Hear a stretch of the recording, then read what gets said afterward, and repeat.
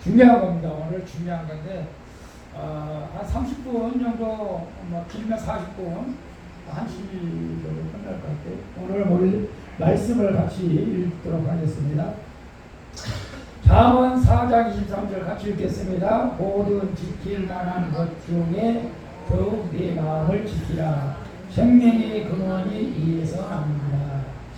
마음을 지키는 것 중요하죠. 근데 나중에 이제 말씀 공부할 때 마음이 도대체 무엇인가에 대해서 우리가 또 생각해보고, 오늘 알쏭달쏭 이야기 같이 읽어봅니다. 2단! 오늘 2단에 대해서, 자, 2단 같이 읽어볼까요? 성경을 잘못 깨닫고 잘못 풀거나 자기 나름대로의 교리를 만들어 가르치거나 또는 성경 외에 다른 것을 가지고 성경보다 더 중요시하거나 자신을 신격화해서 하나님이나 예수님으로 자처하는 사람들 또는 그 사람들을 따르는 사람들이 모임을 뜻한다. 이 2단을 특히 신천지 통일교 하나님의 교회 많은데 신천지는 좀 몽골 가서도 아주 말씀을 많이 펴가지고 이런 거고요. 이만희가 시간이 예수님이라고 하니까 우리가 이런 거 좀 잘 알아야 돼요. 성경을 잘못 가르쳐서 그런 거예요. 잘못 가르쳐서 그리고 자신을 신격화하는 거. 이제 자신을 신격화하는 건 하나님께서 굉장히 싫어하는 거죠, 사실은. 예, 제가 어제도 이제 우리 사모님이랑 같이 말씀을 드렸는데 우리 박보름 목사는 뭐라 하면 절대 내가 기도해서 나섰다 소리 하지 말라고. 우리 박보름가 기도하면 암동도 떠나고 소경도 누굴도 막 그런 놀란 일들이 많이 일어나거든. 절대 내가 기도해서 나섰다고 하지 말라고. 내가 하나님의 영광을 가르치면 나는 아무 영광을 못 받으니까.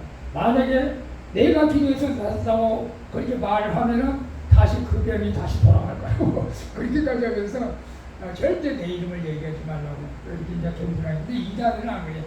자기들이 이름을 더 높이려고, 자기가 신격화하려고 한다 이거예요. 우리는 오늘도 제가 나도 말했지만 겸손한 자를 하나님께서 찾는다 하는 것을 우리는 기억해 주어야 됩니다. 그래서 우리가 항상 하나님의 일을 많이 하고 많이 해도 늘 겸손하게, 그래도 더 해야 되는데, 더 많이 해야 되는데, 헌금을 아무리 많이 하고 많이 해도 더 해야 되는데, 이렇게 우리 부족함을 고백해야지.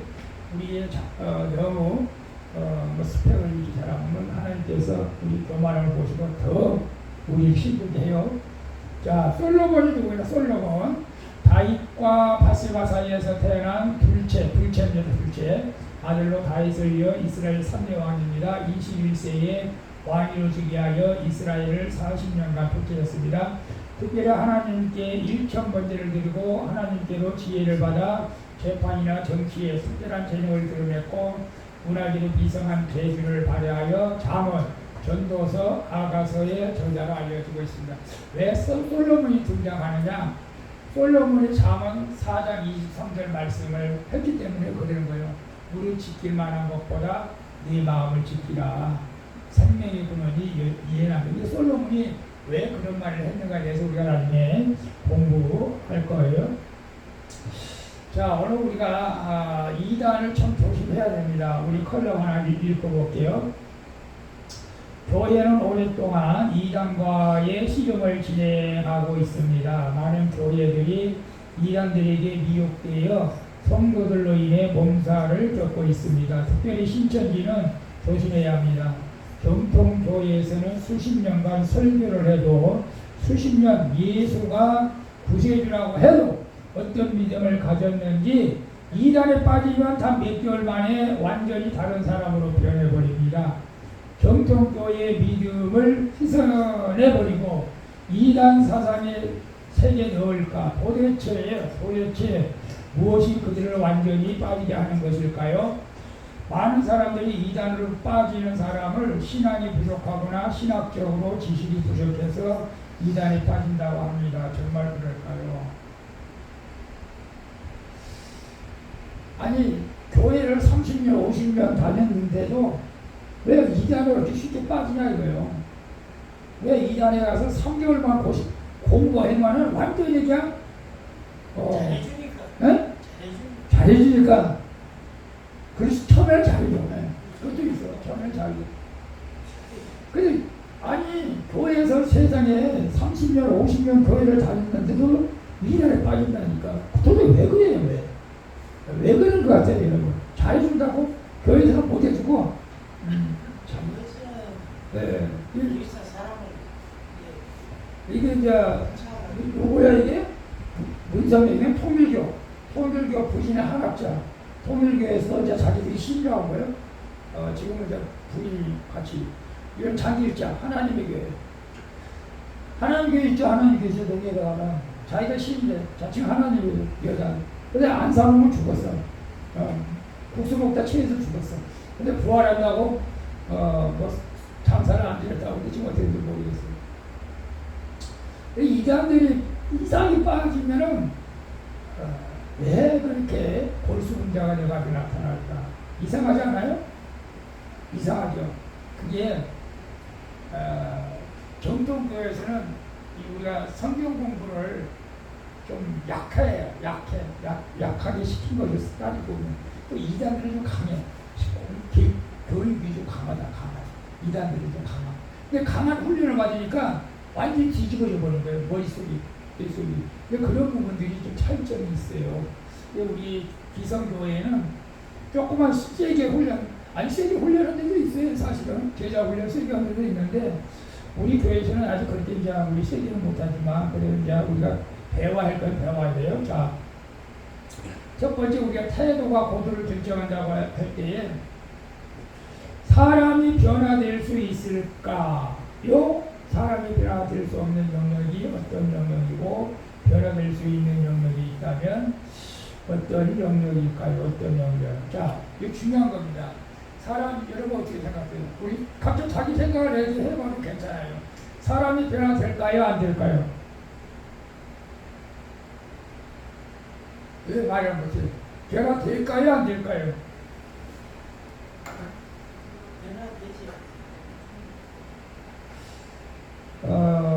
제가 참 상담이 중요합니다. 상담이 중요한데 제가 이제 제 성격이 불같아가지고 제가 그랬잖아요. 목사님 찾아가가지고 이 불같은 성격을 어떻게 변화를 받을 수 있습니까? 근데 딱 목사님이 하는 소리가 천성은 변할 수가 없다. 이렇게 말을 했어요. 근데 요즘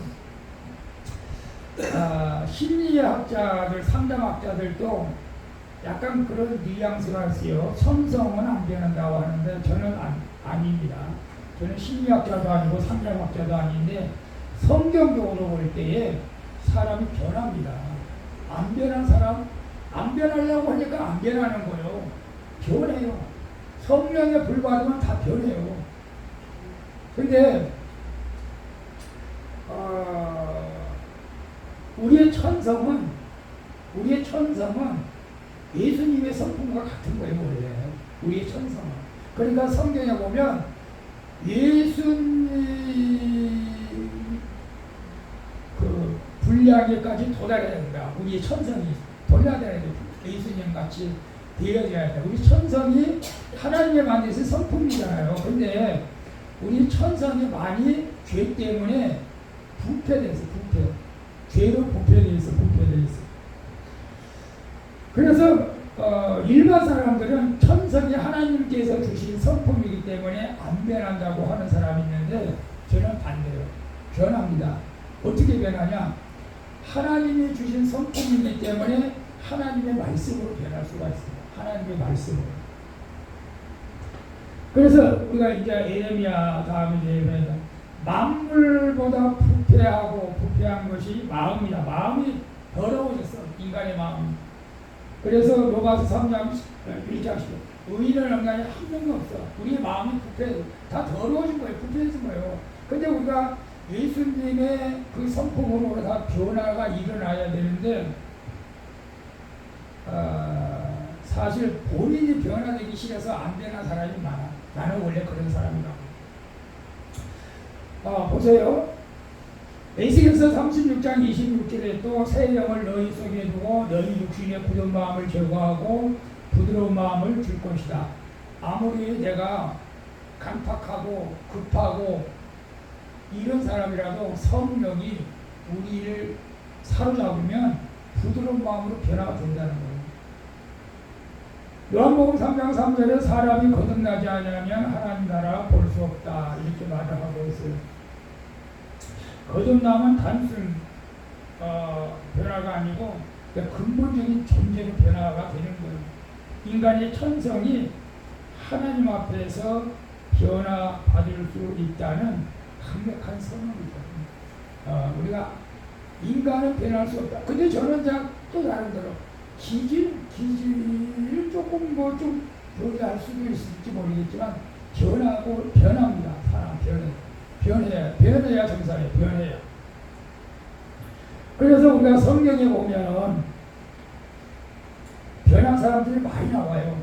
예수님을 믿고 변한 사람들이 너무너무 많잖아요. 사실은. 제가 왜 양승권 이름도 좋은데 요한이라고 좀 전능지 여러분에게 몇 번 말씀드렸잖아요. 요한이 원래 성격이 불같았어요. 우레와 같다고 번개와 같다고 했어요. 그냥 근데 성령님 안에서 완전 사도 요한, 사랑의 요한으로 바뀌었잖아요. 바뀌었어요. 자,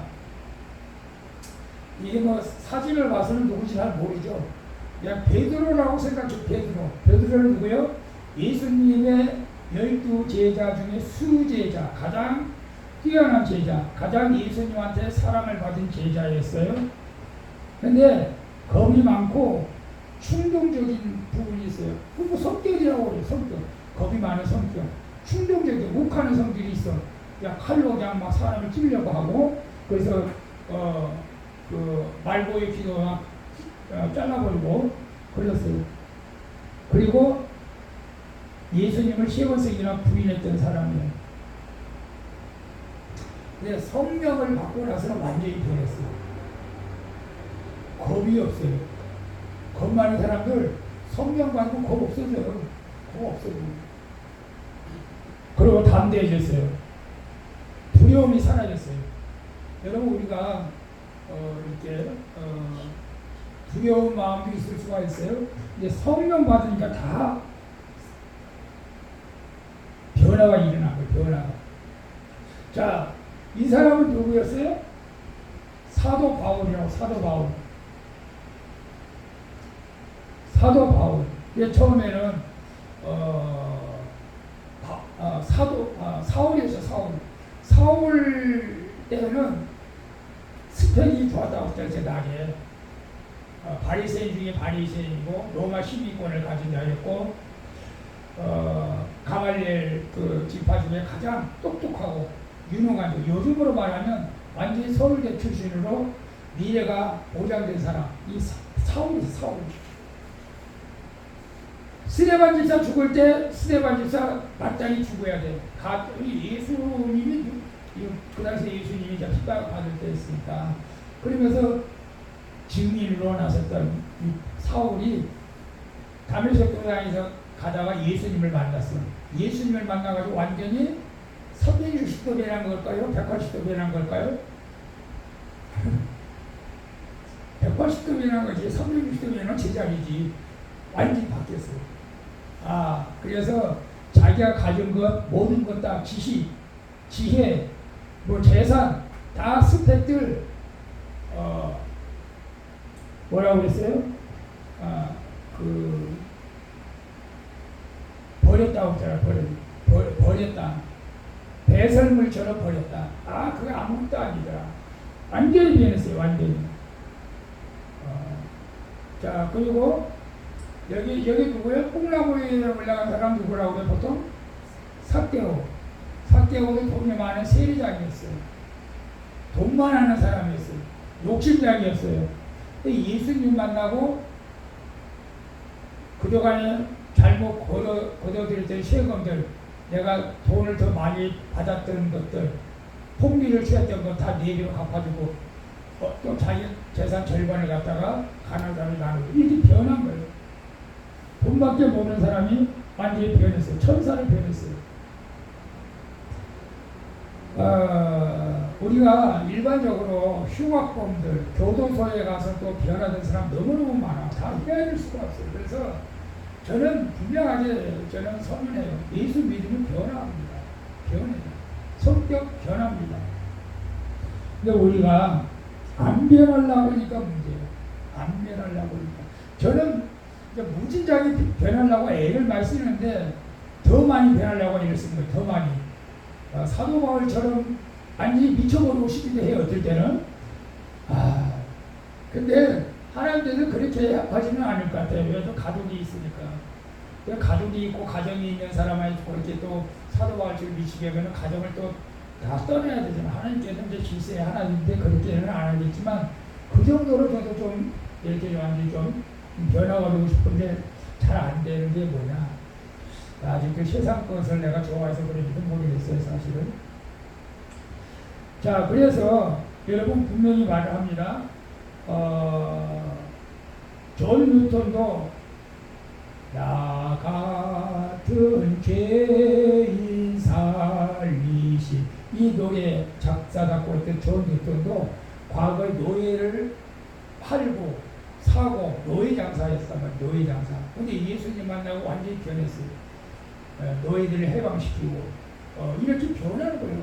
그래서 저는 분명히 말합니다. 천성은 사람이 변화시킬 수는 없고 하나님 안에서 변화가 가능하다. 변화가. 아니 근데 천성이 뭐예요? 사실은 천성은 원래 하나님이 주신 성품인데 지금 죄로 인해서 부패된 거예요. 부패된 거예요. 그러니까 원래 천성은 하나님의 예수님의 성품으로 다 바뀌어줘야 돼요. 원래 다 바뀌어줘야 돼요. 근데 안 바뀌려고 하니까 우리 욕심 때문에 아직도 부패돼가지고 안 바뀌어지니까 문제지. 그런데 성령에 불받으면 성령 안에서 변화가 저는 가능하다라고 저는 여러분에게 말하고 저도 더 많이 변화되려고 이렇게 노력하고 또 기도하고 있습니다. 그래서 인간은 스스로 성격을 바꿀 수 없지만 하나님께서 그 심령을 새롭게 함으로 본성 내가 원래 그런 성격이다 그런 것들이 변화가 일어난다는 것입니다. 왜? 우리 하나님 우리를 새롭게 하시는 분이기 때문에 그렇습니다. 자, 그래서 두 번째 한번 볼게요. 각자 자신을 변화시키기 위해 어떤 노력을 했고 어떤 성과가 있었는지 나눠봅시다. 여러분 자신을 한번 이렇게 변화시켜 보려고 노력을 해봤어요? 우리 김정일 사님, 내가 좀 변화되고 싶어 어떻게 한번 노력을 해봤어요? 우리 교회에서 우리 성도들을 변화시키기보다도 어쨌거나 우리 말씀으로 변화시키기 위해서 1:1 양육, 또 십자가의 길, 두 날개, 제가 개척할 때부터 막 여러 가지를 사실 도입해가지고 성경 공부를 이제 시켰지만 한 가지도 성공한 것이 없어요, 사실. 여러분, 우리 스스로가 어떤 면에서 변화되고 싶어 하지 않아요, 여러분? 나 안 변화되고 싶어요, 여러분? 그냥 이대로 그냥 살면 좋겠어요, 그냥? 지금이 좋아요? 예. 지금이 좋아요? 더 이상 변화되고 위험해요? 지금 더 이상 변화되면 뭐 이상해질 것 같아요? 이상 좋으면 안 돼요. 근데 우리는 스스로 변화되기 위해서 사실 노력을 해야 돼요. 신체적인 변화는 자연적으로 일어날 수도 있어요. 정서적인 변화, 또 실력적인 변화. 저는 참 이게 변화. 아코디언을 잘 치고 싶은데 부단히 노력을 해야 하는데 그것도 잘 안 돼요. 관계적인 변화. 모든 영역에서 어떤 면에서 우리가 변화를 추구할 수 있어요. 아니 여러분 서로 변화되려고 하면 노력해보지 않았어요? 우리 주정신 사람은 막 술 끊으려고 이렇게 노력해보지 않았어요? 담배 끊으려고 노력해보지 않았어요? 너는 안 했어. 저는 악을 하나님 그래야지. 근데 사실 담배 피는 사람 담배 끊으려고 금연도 해보고 금연 거기 가보고 막 부대히 노력해요. 변현재가 그랬잖아요. 성격이 욱해가지고 이 성격 죽이려고 잠언 16장 32절 노하기를 저지하는 자는 모든 용사보다 낫고 자기 마음을 다스리는 자는 한성을 빼앗는 자보다 낫다고 그 말씀을 막 계속 암송하면서 이 분노 조절을 하려고 애를 썼었어요. 근데 잘 안 돼요. 안 되더라고. 말씀을 암송해도 잘 안 돼요. 근데 이제 성령 받으니까 조금씩 이제 좀 변화가 온 거죠, 사실은. 여러분, 우리가 변화되기 위해서 노력해야 됩니다, 사실은. 어떤 변화까지 가야 되느냐? 그리스도의 장성한 분량까지 우리가 변화가 일어나야 돼요. 그래야 우리가 하나님 앞에 우리가 기쁨으로 나가게 될 줄로 믿습니다. 자, 이제 머리 지식을 가심 지식으로, 자, 내가 이제 머리로만 아는 것을 갖다가 가슴으로 이제 깨달아야 되는데, 역사상 최고의 지혜자로 알려진 솔로몬은 세상에 지켜야 할 것이 많지만 그 중에 무엇을 지키라고 말씀했나요? 그 이유는 무엇일까요? 뭘 지키라고 그랬어요? 마음을 지키라고 했어요. 마음을 지키라. 이 마음이 도대체 무엇일까? 마음. 여러분, 지난 주인가 송도에서 자기 아버지가 아들을 총으로 쏴 죽인 사건이 있어서 보니까, 저는 뉴스를 이제 안 봐서 몰랐는데 유튜브에 가서 보니까 막 어마어마하게 많이 나와 있더라고. 이게 뭐 어떻게든지 뭐 자기 부인하고 이혼하고, 그 다음에 그 과거도 전과도 있지만 성폭행 법을 보니까 아버지가. 그런데 뭐 여러 가지 뭐 이유는 뭐 정확하게는 모르겠지만 아들하고 엄마하고 너무 관계가 좋아가지고 아들 주겠다, 뭐 이런 식으로 나오는데 말도 안 돼요, 어쨌거나. 근데 여러분, 마음을 지킨다는 것이 뭘까요? 자기 마음을 다스리는 거 아니겠어요? 자기 마음을 다스릴 줄 알아야지. 자기 마음을 다스리지 못하면은 분노 감정이 조절이 안 되면은 사고 칠 수밖에 없다는 거예요. 그래서 생명의 근원이 마음에 달려있다. 마음을 잘 써야 된다. 마음을 잘 써야 된다. 그래서 우리가 이제 마음을 어떻게 쓸 것인가에 대해서 오늘 이제 공부합니다. 마음을 어떻게 쓸 것인가. 여러분, 마음을 잘 쓰고 있나요? 마음을 어떻게 지키고 있나요? 여러분, 뭔가 한번 절제해보려고 노력해본 적 있어요? 절제. 노력한 것이 전혀 없어요? 절제. 내가 아니면 성경을 읽으려고 하면 노력해봤던가. 이건 좀 발전하는 거죠. 아니면 하나님께서 원하지 않는 것을 절제하기 위해서 쇼핑을 많이 해야 되고, 잠도 많이 자야 되고, 이렇게 또 식욕이 왕성한 사람들은 잘 먹어야 되는데 먹고 싶은데도 절제하는 것. 이 마음을 지키는 것이 다 연관되어 있어요, 사실은. 마음을 지키는 것은. 자, 근데 솔로몬이 말하는 이 마음이 뭘까? 그 마음이 뭘 같아요, 여러분? 근데 이제 사도 요한, 신약에 와서 사도 요한은 예수님의 제자예요.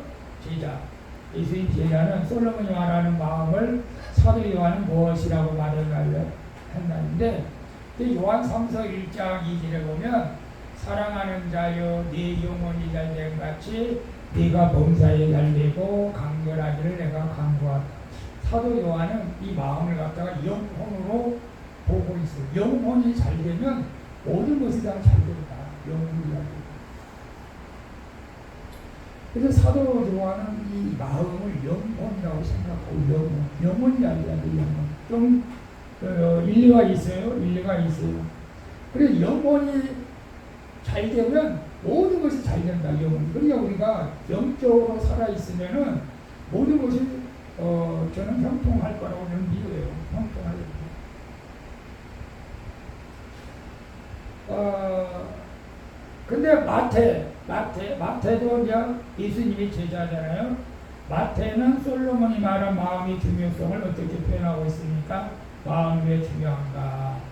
자, 마태복음 18장 18절에서 20절 보면, 입에서 나오는 것들은 마음에서 나오나니 이것이 말로 사람을 더럽게 한다.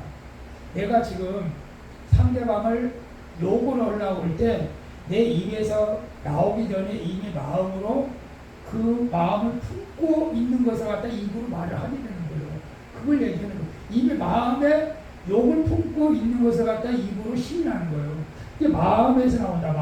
마음에서 나오는 것은 악한 생각, 살인, 간음, 음란, 도둑질, 거짓 증언, 비방 이런 것들이 사람을 더럽게 한다.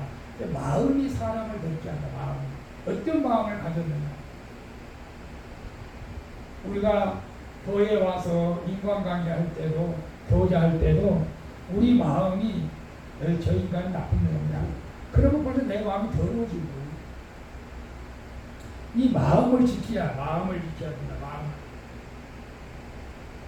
내 마음에서 나오는 것은 사람을 더럽게 한다. 그래서 마음을 이제 깨끗하게 해야 한다고 말하고 있는데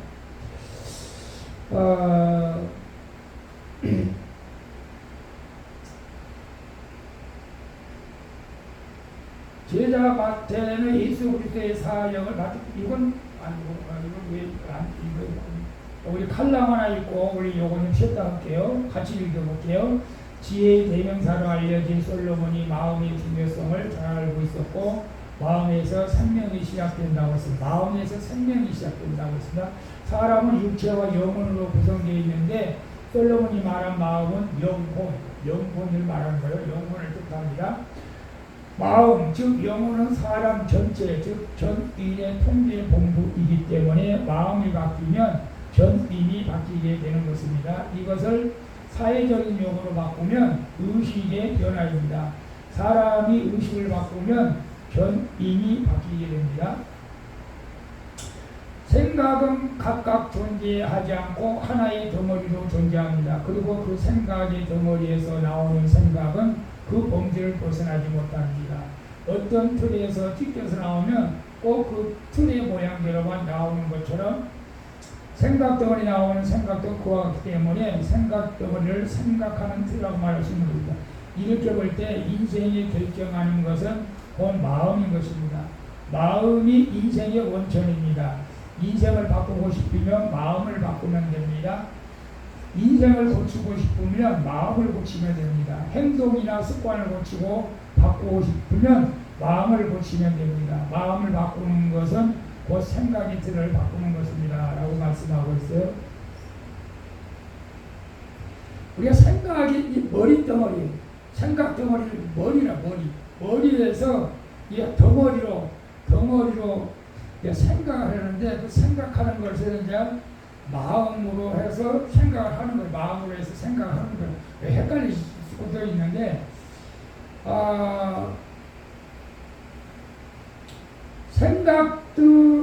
머리에서 생각해서 마음이 나오는데 이게 그 범주가 벗어나지 못한다는 건 뭐냐면 제가 금형이라는 게 있어요. 금형.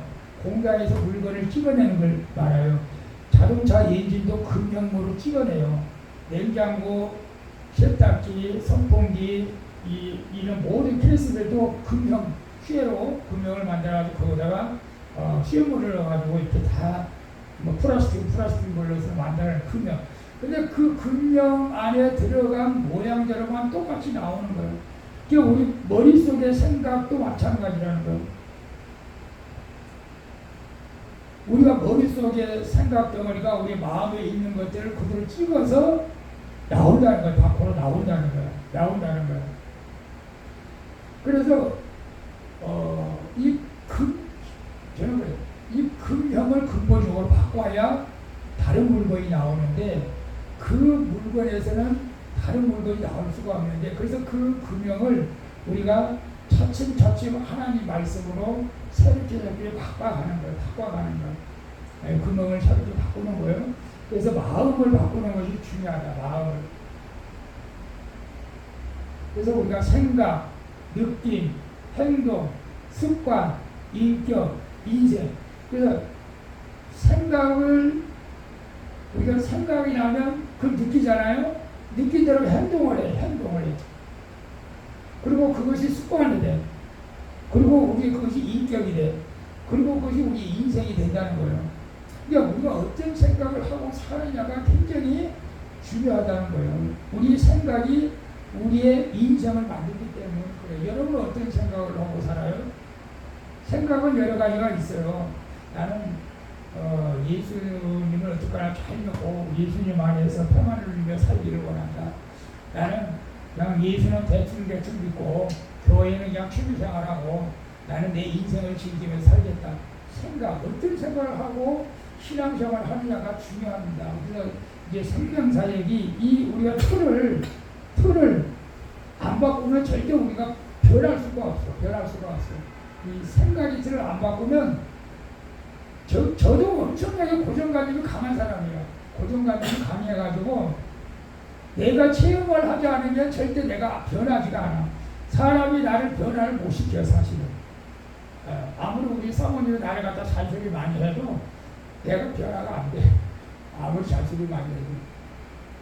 성령께서 우리를 변화시켜 줘야 되고 우리 스스로가 좀 깨달아야 돼. 스스로 깨달아야 돼. 남이 여러분을 변화 못 시킵니다. 근데 물론 어떤 충격적인 사건이 있으면은 변화될 수도 있지만 우리 인생을 바꾸고 싶으면 우리가 마음을 바꿔야 된다. 마음을.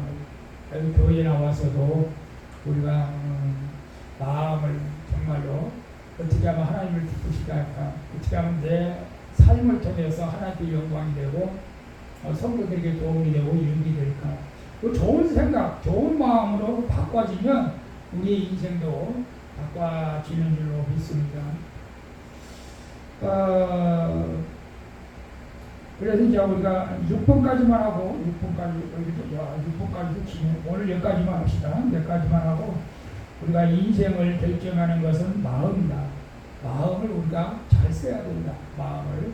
그래서 어떤 마음을 가지고 우리가 살아가는가. 정말 우리 마음속에 부패된 마음을 가지고 살면 안 돼.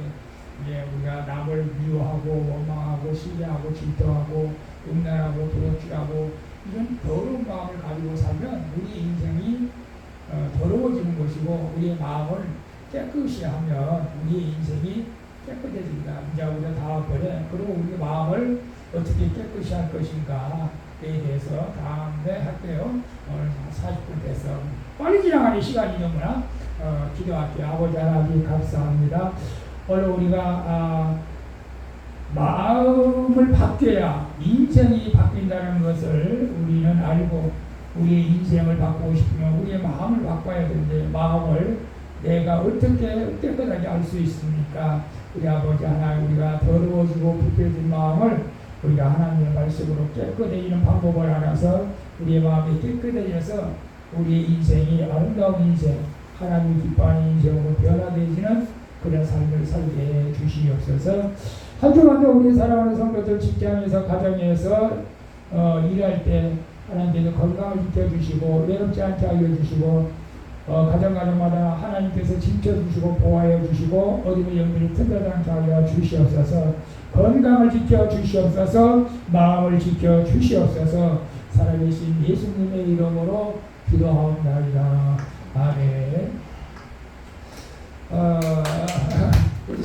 박수. 우리 주기적으로 틀을 바꾸냐 어떻게 생각이 틀을 바꾸냐. 오늘 제가 감정대로 살지 말고 감정대로 살라고 그랬는데 제가 이거 이제 합쳐가지고 이제 또 유튜브에 올릴 거예요. 우리가 어떻게 틀을 바꾸냐. 이 틀을 바꾼다. 여러분 금형의 틀을 바꿔야지 다른 물건이 나오는 거잖아요. 에? 여기 요강을 만든 금형을 갖다가 금고를 만든 금형으로 바꾸려면 틀을 바꿔야지 금고가 나와요. 그래서 우리 머리 틀 속에 있는 이제 육신의 생각, 잘못된 생각을 바꿔야 되는데 어떻게 바꿔야 되느냐? 성경 6번 봅니다. 성경은 우리에게 생각의 틀을 바꾸는 방법을 소개하고 있는데 그 말씀을 제가 뭘로 바꿔야 되냐? 하나님 말씀을 바꿔요.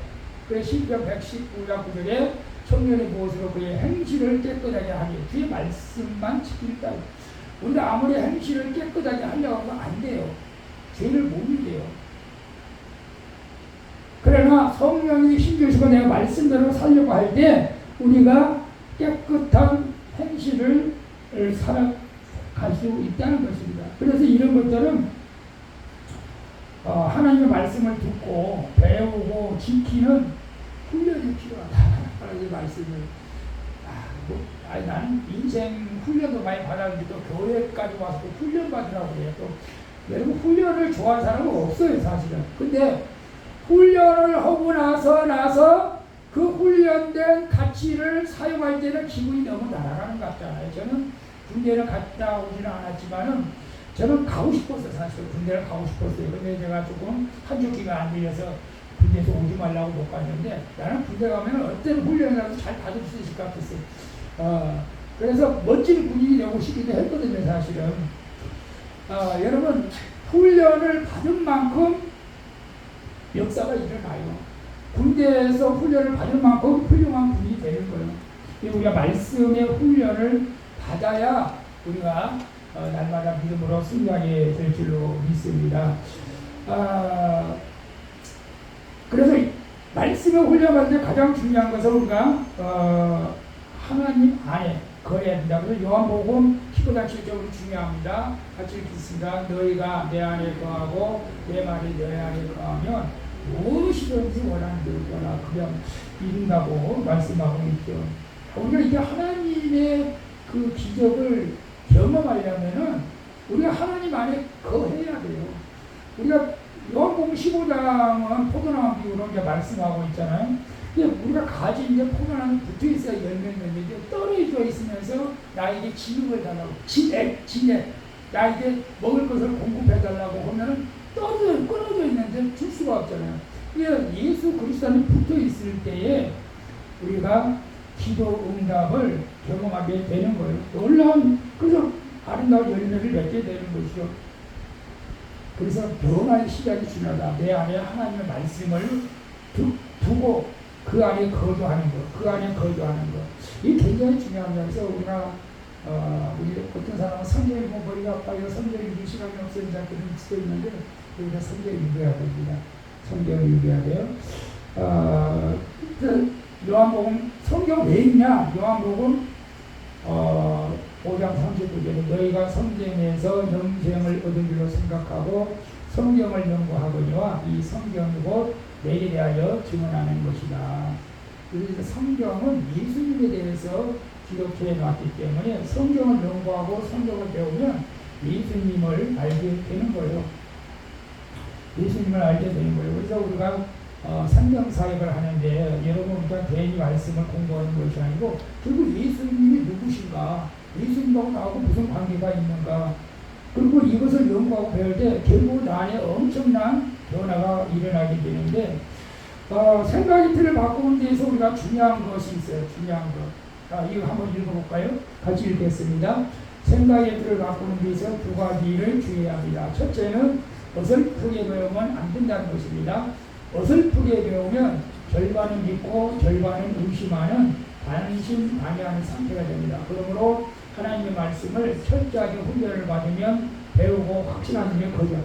어설프게 성모는 사람들이 어설프게 성경을 교회에서 어설프게도 가르쳐도 안 되고 확실하게 가르쳐요. 확실하게. 어설프게 가르치면 안 된다. 저도 마찬가지로 여러분에게 성경을 어설프게 배우면은 이단이 빠지죠.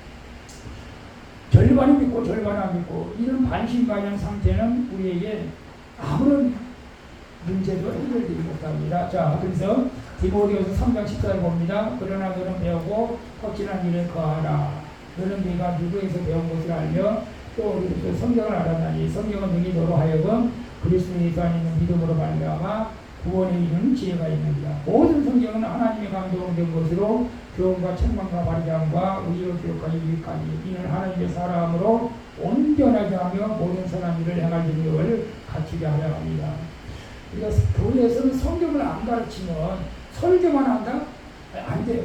설교 가지고는 여러분 신앙성장 절대 안 됩니다. 절대 안 되시. 맨날 뭐죠? 다람쥐 쳇바퀴 돌듯이 교회만 왔다 갔다 할 뿐이지 아무런 변화가 일어날 수가 없어요. 왜? 신앙이 성장이 안 되는데 어떻게 변화가 일어나요? 안 변하면 변화가 일어나죠. 그래서 우리가 성경 공부를 해야 된다. 성경 공부는 사실 제가 힘들어요.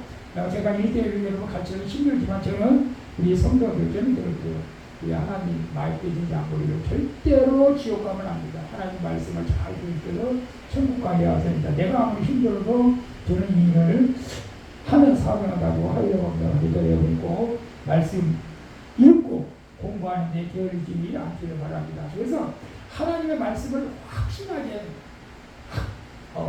이런가 저런가 반신만 하지 말고 확신을 가지고 공부해서 가르친 저도 확신을 가지고 해야 돼요. 확신을. 예수님이 다시 오신다니까요. 재림이에요. 이 재림 신앙이 요즘 없어요. 재림 신앙이. 예수님이 성령으로 오실 때 그러니까 이단이 자꾸 빠져요. 신천지에 빠지고 통일에 빠지고. 아니요, 우리 예수님이 승천하실 때 구름으로 타고 올라가시면 다시 kum 타고 오시냐고. 저는 믿어요. 고지식하게 믿어요. 여러분 그런 믿음을 가져야 된다. 에이 성공으로 왔대. 그래 이날 빠지는 거예요. 자, 그래서 우리가 확신을 갖고 믿어야죠. 그 다음에 두 번째로 체계적으로 배워야 한다. 우리가 성경 말씀을 우리가 지금 생명사역을 하고 있는데 이 단계를 다 배우려면 2년이 넘게 걸려요. 다 배우려면. 그래서 이제 3년 가까이 걸리는데 논리서를 계속 하는 것이고 여러분이 이제 좀 능력이 있는 분들은 제가 가르치는 것이 아니고 여러분이 또 다른 사람을 가르치는 이런 사역들이 이제 우리 교회에서도 좀 일어났으면 좋겠어요. 체계적으로 봐야 돼. 이단이 그들의 사상을 사람들이 세계에 넣을 때 그들은 체계적인 틀로 만들어서 성도들의 생각 틀 속에 넣을 쉽게 미혹됩니다. 이단은 정말로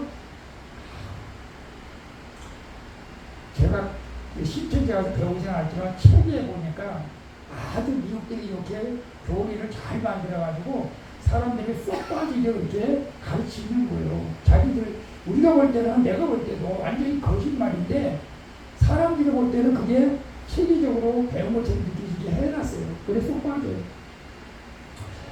우리는 성경 말씀, 교회에서 우리가 성경 말씀 잘 가르쳐야 되는데 생각의 틀은 말 그대로 체계적으로 되기 때문에 무슨 말을 듣거나 무슨 말을 읽을 때 체계적으로 하면 그것이 생각의 틀에 영향을 주기 때문에 우리가 생각의 틀을 바뀌어야 되는데 그래도 교회에서 보고 싶을 때는 이론도 참 중요하죠. 이론하고 실제하고 같이 경험하면 더 역사가 일어나는데 저는 이론보다도 실제적으로 일어나야 된다. 예수님의 병든 자를 고치셨다. 죽은 자를 살리셨다. 그럼 예수님께서 우리도 예수님처럼 할 수 있으니까 우리도 필요하면 병든 자를 고칠 수가 있고 우리가 능력이 있어서 고칠 수 있겠습니다. 예수님이 힘주시면 할 수 있겠죠. 어제 아침에도 갑자기 아침 먹으면서 굿티인가 신나는 교회 그 목사님 설교를 하고 설교 나오는데 그 조혁기 목사님처럼 선포기가 하더라고. 예수 이름을 명하니 모든 암덩어리는 성령으로 펴 모든 문제 돌파가 일어나서 문제가 해결됐잖아.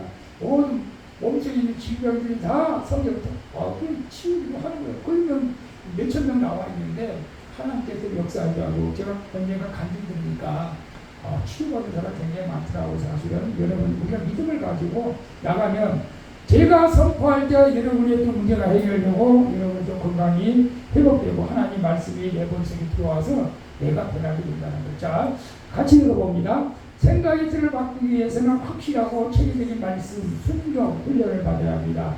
훈련은 100% 성경적입니다. 성경을 보면 하나님께서 사람을 다루실 때 항상 훈련하셨습니다. 하나님께서는 정보만 전달하지 않으시고 하나님 주신 말씀대로 살도록 훈련을 시키실 것입니다. 성경의 인물 중 아브라함, 이삭, 모세, 야곱, 요셉, 다윗 모두 다 하나님의 훈련을 시키셨습니다. 가령 요셉은 10대 소년으로 큰 인물이 된다는 꿈에서 하나님의 계시를 받았습니다. 그러나 요셉이 애굽의 국무총리가 된 것이 아니라 되기 위해서 애굽의 노예로 팔려가서 보디발의 가정, 총무와 여자의 유혹, 감옥에서의 억울함 등을 훈련을 통해 하나님의 확실한 신뢰하게 한 다음 애굽 총리가 되게 하신 것입니다. 그래서 훈련 없는 하나님의 일꾼은 없습니다. 다 훈련을 통해서 하나님의 일꾼이 된다는 것을 우리는 말씀하고 있습니다. 그래서 성경도 그냥 요셉이 괜히 형들한테 팔려가서 또 보디발에게 억울하게 감옥 가서 왜 그런 것이 아니고 하나님께서 훈련시키다고 다시 나와요. 그게 하나님의 훈련. 여러분은 지금 내가 원치 않는 고통 가운데 있으니까 내가 왜 이렇게 힘들게 남으니까 그래 맨날 그랬던 과거 대통령처럼 그런 것이 아니고 뭔가 하나님께서 나를 그렇게 일을 하려고 뭔가 훈련을 하고 있는 줄은 있습니다. 내가 원하지 않는 환경이 있다면. 그래서 시편 105장 10절 그가 한 사람을 앞서 보내신 요셉이 종으로 팔렸다. 그의 발을 차고에 차고 그의 몸은 쇠사슬에 매였으며 곧 여호와의 말씀이 여호와의 때가 여호와의 시간이 카이로스 그때까지 그를 단단하게 단련했다고 말씀하고 있는 것을 봅니다. 그래서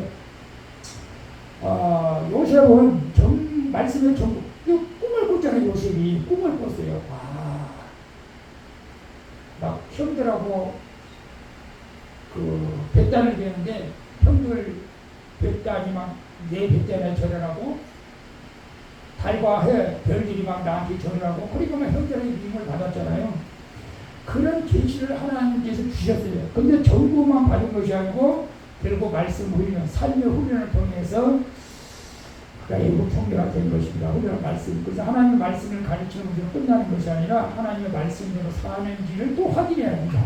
그래서 내가 매주 성경을 제가 그거 확인하는 게 무슨 의미가 되면 읽는지 안 읽는지 그냥 순종하는지 안 하는지 그걸 보는 거죠. 그냥 이게 훈련이라는 게 이게 훈련. 그래서 제자 훈련은 말씀 훈련이고 그 말씀 확인 훈련. 확인하는 거예요. 확인. 아무것도 아닌 것 같지만은 아무것도 아닌 것이 아니고 하나님께서 뭐가 일하고 계신다는 것을 여러분 믿으시길 바랍니다. 자, 빨리빨리 넘어갈게요. 골로새를 통해서 바울이 가지고 있던 훈련에 대해서 알아봅니다. 골로새 교회에 어떻게 바울이 골로새 성도들을 훈련시켰는가? 골로새 1장 28절 우리가 그를 전파하여 각 사람을 권하고 모든 죄로 각 사람을 가르치면 각 사람을 그리스도 안에서 완전한 자로 세우라. 그리스도 안에서 완전한 자. 이 바울도 골로새 교회 성도들을 엄청나게 훈련시켰다는 것을 이렇게 보고 있어요. 이를 위하여 나도 내 속에서 능력으로 역사하시는 이 역사를 따라 힘을 다하여 이 목회자들은 힘을 다해서 성도를 훈련시키라는 거예요. 그냥 대충 설교하지 말고 훈련을 시키라는 거예요. 사도 바울이 그렇게 했습니다. 사도 바울이. 자, 바울은 각 사람을 그리스도 안에서 완전한 자로 훈련하기 위해서 어떤 방법을 사용했습니까? 골로새 1장 28절에 우리가 그를 전파하여 각 사람을 권하고 모든 지혜로 각 사람을 가르치고 각 사람을 그리스도 안에서 완전한 자로 세우려 하심이라고 이렇게 말했습니다. 여기서 뭐라고 했어요? 그리스도 안에 완전한 자로 세우려고 완전한 자로 세우려고 권하고 전파하고 가르치고 권하고 전파하고 가르치고 권하고 전파하고 가르치고 그러니까 그냥 하나님의 일꾼이 태어난 것을 교회 안에서는 이렇게 꼭 우리가 교육을 해야 된다는 것을 우리에게 말씀해 주고 있고 그 다음에 세 번째 바울이 제자 훈련할 때 누구의 역사를 따라 힘을 다해 수고한다고 했습니까? 누구의 역사를요? 골로새 1장 29절에 이를 위하여 나도 내 속에서 능력으로 역사하시는 이의 역사를 따라 힘을 다해 내 속에서 능력으로 역사하시는 능력이 누굴까요? 성령의 역사로 힘을 다하여 수고한다고 말하고 있습니다. 성도를 훈련시켜서 완전자로 세우겠어요. 근데 진짜 사랑의 교회는 제자 훈련이 유명하잖아요. 사랑의 옥하는 목사님 정말로 우리는 감당을 못해요. 사실은 웬만한 사람 감당 못합니다. 거기 사랑의 교회 제자 훈련 정말 못해요. 밤 12시 아니 새벽 2시에 나오라고 나가야 되고 상상도 못하게 훈련을 많이 시켜서 제가 보니까 정말 대형교회 성도님들을 어쩔 때는 존경하고 싶을 때도 있어요. 굉장히 열심히. 제가 저번에 말씀드렸잖아요. 훈련을 받았어요. 아니 자기 구역 식구, 옥산에 사는 구역 식구가 병원에 암 수술 하러 간다는데 아니 교회에서 다 기도해 줬으면 됐지. 또 나한테 부탁해가지고 목사님 우리 교회에서는 다 기도 받았는데 그래도 목사님 우리 좀 구역 식구인데 가서 좀 꼭 기도 좀 해달라. 아니 근데 내가 또 거절할 수가 없으니까 가서 또 서울대학병원에서 기도를 해주고 왔어요. 근데 구역장이 그렇다고 구역장이 그 정도 헌신하는 거예요. 그러니까 거기서 떠나려고 하면 못 떠나는 거예요. 성도들이 이렇게 나를 위해서 섬기는 사람들이 있는데 내가 어떻게 이 교회를 떠날 수가 있는지 못 떠나는 거죠. 제가 우리 사촌 누님이 낙성대 교회가 좀 이상한 교회인데 저 김포로 지금 이사 갔는데 아니 왜 낙성대까지 교회 나가요? 그냥 가까운 데 나가요. 지금 70이 넘었는데 근데 그 교회밖에 잘은 못 다니겠대. 그 교회에서 얼마나 많이 섬겨져서 그런지 다 모르겠어요.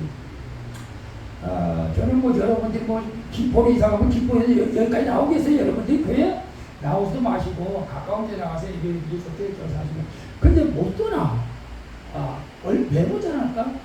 그렇게 교회에서 헌신적으로 이제 잘해야 돼. 근데 그 정도 이제 훈련 시스템이 이제 잘 되어 있다는 거죠. 한마디로 사실은 성령의 역사. 근데 그렇다고 그 교회만 성령이 계시고 그 교회만 하나님 계시는 건 아니에요. 그것도 좀 문제는 있어요. 가까운 교회에 갔어요. 가까운 교회.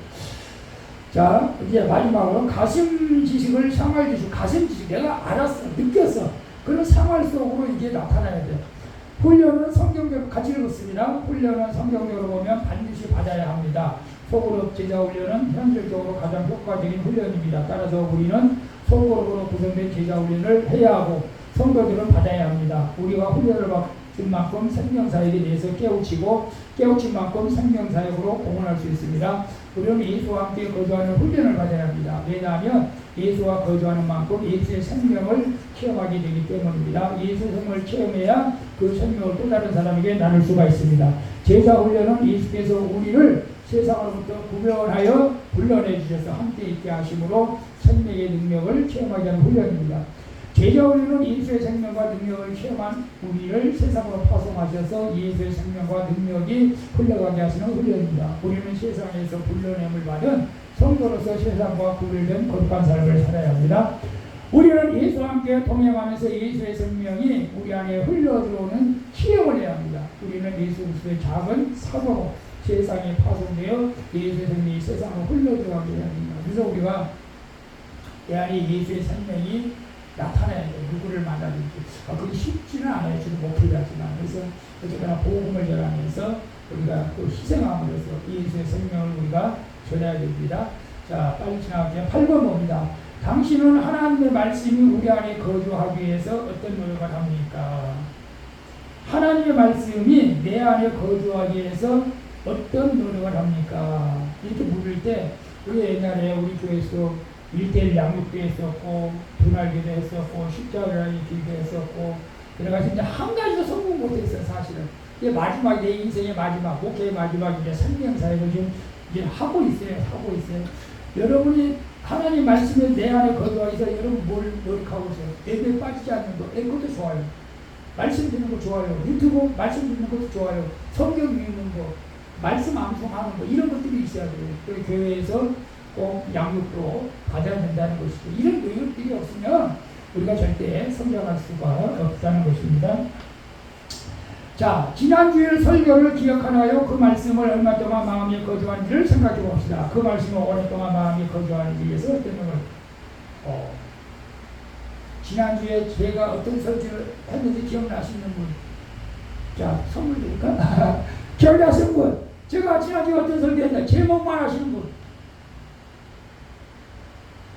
모르죠? 그만큼 우리는 망각의 시대에 살고 있어요. 지난주에 설교 제목 모르잖아요.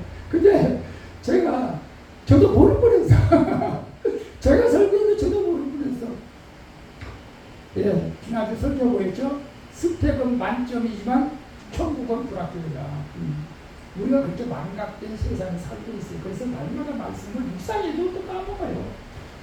그래서 우리가 계속 이렇게 할 줄로 믿습니다. 자, 지나갑니다. 평소에 당신의 마음을 찾아보고 있는 것은 어떤 생각인가요? 그 생각이 바로 당신의 삶을 이끌어가게 하게 될 것입니다. 당신의 마음이 어떤 변화가 필요할까요? 여러분, 평소에 여러분은 어떤 생각을 많이 해요? 뭐 젊었을 때는 꿈을 가져야 되니까 직장에서 뭔가 뭐 승진해야 되고 공부하는 사람은 공부에 생각을 해야 될 거예요. 저는 평소에 어떻게 하면 성령 충만을 받을까? 어떻게 하면 성도들을 이제 훈련을 잘 시킬 수 있을까? 물론 이제 뭐 제가 먼저 뭐 꿈이 있다면 뭐 꿈이 있겠어요. 이제 남은 인생을 이제 저는 활동할 때까지만 살면 좋겠어. 활동 못하면 하나님께서 빨리 데려가 있어야 돼. 우리 성도들 우리 권사님 다 똑같은 이렇게 마음이지만. 요양원에 가서 살고 싶은 마음은 1%도 그죠? 우리는 다 활동할 때까지만 살다가 활동 못한다 그럼 하나님한테 데려가세요. 우리 그렇게 기도해야 할 줄로 믿습니다. 그래서 우리 평소에 우리 마음 찾아보는 생각, 우리 자녀들을 위해서 생각할 수도 있어요. 그 생각이 내 인생을 이끌어간다는 거예요. 내 인생을. 그러니까 생각을 잘해야 돼. 우리 나이가 되니까 사실 뭐 죽는 거 우리가 생각하기 싫지만 때로는 우리가 그런 기도도 해야 돼요. 자, 이제 마지막으로 우리가 여러분이 정말로 어떤 생각을 가지고 왔는데 중요하다. 그래서 하나님 나 마지막에 어떡하나 그래도 이제 귀한 직분을 잘 감당하고 하나님의 뜻을 이루어 살아갈 수 있도록 좀 건강도 주시고 지혜도 주시고 믿음도 주시고 그런 생각을 품고 살아간다면 하나님께서 여러분 인생을 완전히 좋은 길로 풍성한 길로 인도해 줄 줄로 믿습니다. 자, 마지막 걸 한번 읽어봅니다. 같이 읽습니다. 마음이 인생의 원천입니다. 마음만 바로잡으면 인생이 바로잡힙니다. 지난 선거에서 자신의 아들을 며느리 손자가 있는 앞에서 총으로 자신의 아기를 쏘아주신 사건은 너무나 큰 충격이었습니다. 마음을 지키지 못한 것입니다. 마귀는 우리 마음을 지키지 못하게 합니다. 마음은 영혼입니다. 영혼이 잘 되면 범사가 잘 되는 것입니다. 우리는 생각의 틀이 성경적인 것이라면 그것을 변화하지 않고 지켜내야 합니다. 생각의 틀이 성경적인 것이 아니라면 그것을 성경적으로 고쳐야 합니다. 성경 말씀을 읽고 암송하고 배우고 묵상하면 생각의 틀이 바뀌면 인생이 바뀝니다. 생각의 틀을 바꿀 때에는 체계적으로 말씀을 확실히 배워야 합니다. 설교와 교육과 강의와 훈련을 통해서 성경적이고 체계적인 신학을 마음에 새기는 작업을 해야 합니다. 그러기 위해서는 설교와 교육과 강의와 훈련에 뛰어들어 열심히 듣고 열심히 배우고 열심히 새겨야 합니다. 기존의 생각의 틀에 안주하지 말고 성경을 통해서 생각의 틀을 고치고 고친 것을 유지하도록 해야 합니다. 그리하여 개인과 가정과 교회와 나라를 업그레이드하는 데 큰 공헌하는 생명사역자가 되기를 바랍니다. 아멘. 기도하겠습니다. 주님 감사합니다. 우리 생명의 근원이 되는 우리 생각의 틀을 바꿔야 합니다. 하나님 말씀으로 훈련